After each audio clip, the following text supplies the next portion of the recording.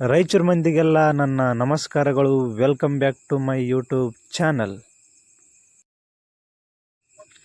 ಇವತ್ತಿನ ಲಾಗ್ನ ವಿಶೇಷ ಏನಪ್ಪ ಅಂತಂದರೆ, ಇದೇ ನಮ್ಮ ರಾಯಚೂರು ಜಿಲ್ಲೆಯ ಗಬ್ಬೂರಿನಲ್ಲಿ ಅಚ್ಚರಿಯದ ಒಂದು ಲಕ್ಷ್ಮೀ ರಂಗನಾಥ ದೇವಸ್ಥಾನದ ಸಂಪೂರ್ಣ ಮಾಹಿತಿಯನ್ನು ನೀವು ಎಂದೂ ಕೇಳಿರಲಿಕ್ಕಿಲ್ಲ. ಮೋಸ್ಟ್ಲಿ ಕೇಳಿದ್ರೂ ಇರ್ಬೋದು. ಆ ಒಂದು ವಿಷಯದ ಬಗ್ಗೆ ನಾನು ನಿಮ್ಮ ಹತ್ರ ತಿಳಿಯಪಡಿಸಲು ಹೊಂಟಿದ್ದೇನೆ. ಬನ್ನಿ, ಯಾರ್ಯಾರು ಎಷ್ಟೊಂದು ಕುತೂಹಲದಿಂದ ಕಾಯ್ತಿದ್ದೀರಿ, ವಿಡಿಯೋ ಶುರು ಮಾಡೋಣ. ಹಾಗೆ ಎಲ್ಲ ನಿಮ್ಮ ಸಪೋರ್ಟ್ ಪ್ರೋತ್ಸಾಹ ಬರಲಿ ಅಂತ ಕೇಳುತ್ತಾ ಬನ್ನಿ ಶುರು ಮಾಡೋಣ. ಮೊದಲನೇದಾಗಿ ಎಲ್ಲಿಂದ ಶುರು ಮಾಡೋಣ ಅಂತಂದರೆ, ಶ್ರೀ ಲಕ್ಷ್ಮೀ ವೆಂಕಟೇಶ ದೇವಸ್ಥಾನದ ಪ್ರಮುಖವಾದ ವಿಶೇಷ ಏನಪ್ಪ ಅಂತಂದರೆ, ಇಲ್ಲಿ ಕಾಣಿಸ್ತಾ ಇದೆಯಲ್ಲ, ಇದನ್ನು 7 ಬಾವಿ ಕೆರೆ ಎಂದು ಕರೆಯುತ್ತಾರೆ. ಇಲ್ಲಿ ಸುಮಾರು 7 ಬಾವಿಗಳು ಒಳಗಡೆ ಅಡಗಿವೆಯಂತೆ. ಹಾಗೂ ನಾವು ಈಗ ಶುರು ಮಾಡ್ತಾ ಇದ್ದೀವಿ ದೇವಸ್ಥಾನದ ಎಂಟ್ರೆನ್ಸ್ನಿಂದ. ಇದೇ ಎಂಟ್ರೆನ್ಸ್ನಿಂದ ಕಾಣುವ ಇದು ಸೈಡ್ ಆ್ಯಂಗ್ಲಿಂದ ಕಾಣುತ್ತದೆ. ಬನ್ನಿ, ಸೈಡ್ ಆ್ಯಂಗ್ಲಿಂದ ಯಾವ ಕಡೆ ಹೋಗುತ್ತೆ ಕಲೆ, ಚಿತ್ರಕಲೆ ನಮ್ಮ ದೋಸ್ತ ತೋರಿಸ್ತಾ ಇದ್ದಾನೆ. ಬನ್ನಿ ಹೋಗೋಣ ಅವನಿಂದೆ. ಲಾಗ್ನಲ್ಲಿ ಯಾರ್ಯಾರು ಜಾಯ್ನ್ ಆಗಿದ್ದೀರಾ ಎಲ್ಲರೂ ಕೊನೆವರೆಗೆ ನೋಡಿ. ಇನ್ನೂ ಅಚ್ಚರಿಯಾದ ಸಂಗತಿಗಳನ್ನು ನಿಮ್ಮ ಮುಂದೆ ತಿಳಿಯಪಡಿಸಲು ಬಯಸುತ್ತೇನೆ. ಸ್ವಲ್ಪ ತಪ್ಪಾದರೆ ಕ್ಷಮೆ ಇರಲಿ. ಯಾಕಂತಂದರೆ ಇದೇ ನನ್ನ ಈ ಐತಿಹಾಸಿಕ ಘಟನೆಗಳ ಹೇಳುತ್ತಿರುವ ಮೊದಲ ಲಾಗ್ ಆಗಿದೆ. ನಿಮ್ಮೆಲ್ಲರ ಸಹಕಾರ ತುಂಬ ಮುಖ್ಯ. ಇವರು ಆ ಮಠದ ಆ ಗುಡಿಯ ಮುಂದಿನ ಪೀಠಾಧಿಪತಿಗಳು. ಇಲ್ಲಿ ಕಾಣ್ತಾ ಇದೆಯಲ್ಲ, ಇದು ಶಾಸನ. ಇದು ಯಾವುದು ಭಾಷೆಯಲ್ಲಿದೆ ನನಗೆ ಅಷ್ಟು ತಿಳಿಯಲಿಲ್ಲ. ಇಲ್ಲಿ ಪಕ್ಕದಲ್ಲಿರೋದು ಆ ಗುಡಿಗೆ ಸಂಬಂಧಪಟ್ಟಂಥ ಶಿಲೆಗಳು ದೊರೆತಿವೆ, ಅಲ್ಲಿ ತಂದು ಸಂಗ್ರಹ ಮಾಡಲಾಗಿದೆ. ಈಗ ನಾವು ಹೋಗ್ತಾ ಇದ್ವಿ ಈ ದೇವಸ್ಥಾನದ ಪಕ್ಕದಲ್ಲಿ ಇರುವ ಇನ್ನೊಂದು ದೇವಸ್ಥಾನದ ಹತ್ರ.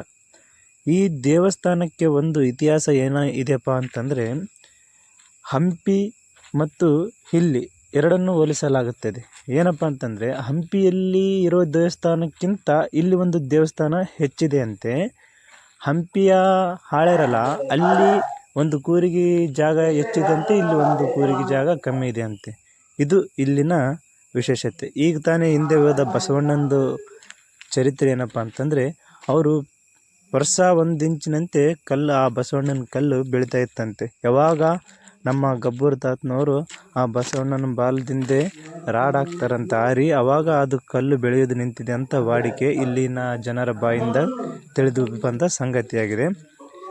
ನಾವು ಹೋಗೋ ಟೈಮಲ್ಲಿ ಸುಮಾರು ಸಾಯಂಕಾಲ ಆದ ಕಾರಣ ಅಷ್ಟೊಂದು ಕ್ಲಾರಿಟಿಯಾಗಿ ಸಿಗಲಿಲ್ಲ ನಮಗೆ. ಇದು ಹೊರಗಡೆ ಮತ್ತೊಂದು ವಿಗ್ರಹ ಅಲ್ಲೇ ಗಬ್ಬೂರಿನಲ್ಲಿ ಸಿಕ್ಕ ಕಾರಣ ಈ ದೇವಸ್ಥಾನಕ್ಕೆ ಸಂಬಂಧಪಟ್ಟ ಅಂತೇಳಿ ತಂದಿಟ್ಟಿದ್ದಾರೆ. ತುಂಬ ಕಲೆ ಸಂಸ್ಕೃತಿ ತುಂಬ ಚೆನ್ನಾಗಿ ಮೂಡಿ ಬಂದಿದೆ. ಅದನ್ನು ಅಲ್ಲಿ ಹೋಗಿ ನೋಡಿದಾಗಲೇ ಗೊತ್ತಾಗುತ್ತೆ. ಚಿತ್ರಕಲೆಗೆ ಯಾವುದು ಕೊರತೆ ಇಲ್ಲ. ಜಾಸ್ತಿ ದೇವಸ್ಥಾನದ ಮೇಲೆ ಆನೆಯ ಚಿತ್ರಗಳು, ಲಕ್ಷ್ಮೀ ರಂಗನಾಥನ ಚಿತ್ರಗಳು, ಮತ್ತು ನಾವು ನೋಡಿದ ಪ್ರಕಾರ ನನಗೆ ತಿಳಿದಷ್ಟು ನಾನು ಹೇಳ್ತಾ ಇದ್ದೀನಿ. ಹೆಚ್ಚಿನ ಮಾಹಿತಿಯಾಗಿ ನೀವೇ ಬಂದು ಖುದ್ದಾಗಿ ನೋಡಿದಾಗಲೇ ಅದರ ಅನುಭವ ನಿಮಗೆ ಆಗುತ್ತಂತ ಹೇಳಲು ಬಯಸುತ್ತೇನೆ. ನೋಡಿ, ಎಲ್ಲಿ ನೋಡಿದರೆ ಅವರೇ ಇದ್ದಾರೆ. ಎಷ್ಟೊತ್ತು ಹೇಳಿದ್ದು ನಾನು ಬರೀ ದೇವಸ್ಥಾನದ ಹೊರಗಿಂದು. ಬನ್ನಿ, ಈಗ ದೇವಸ್ಥಾನದ ಒಳಗಡೆ ಮಾರುತಿ ಇದ್ದಾನೆ. ಅಲ್ಲಿ ಕಾಯಿ ಕಟ್ಟುವ ಸಂಪ್ರದಾಯ ಇದೆ ಅಂತೆ.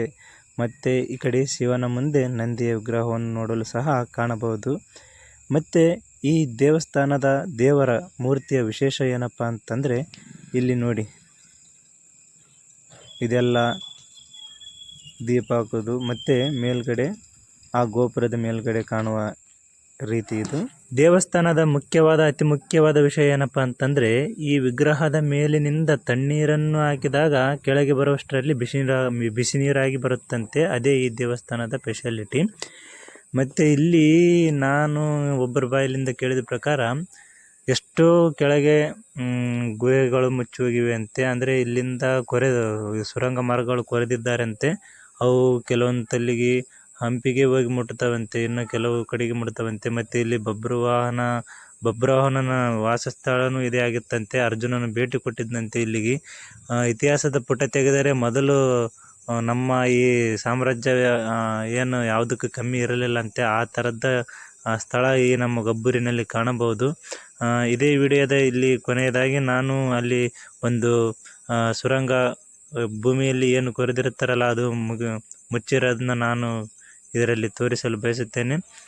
ಇದೇ ಮಹಾಬಲೇಶ್ವರ ದ್ವಾರ ಮಂದಿರ ಅಂತ ಇದೆಯಲ್ಲ, ಇದೇ ಒಂದು ನಾವು ಕಂಡಂತಹ ಅದು ಮುಚ್ಚಿದಂತಹ ಒಂದು ಕೆಳಗೆ ಕೊರೆಯಲ್ಪಟ್ಟ ಒಂದು ದ್ವಾರ.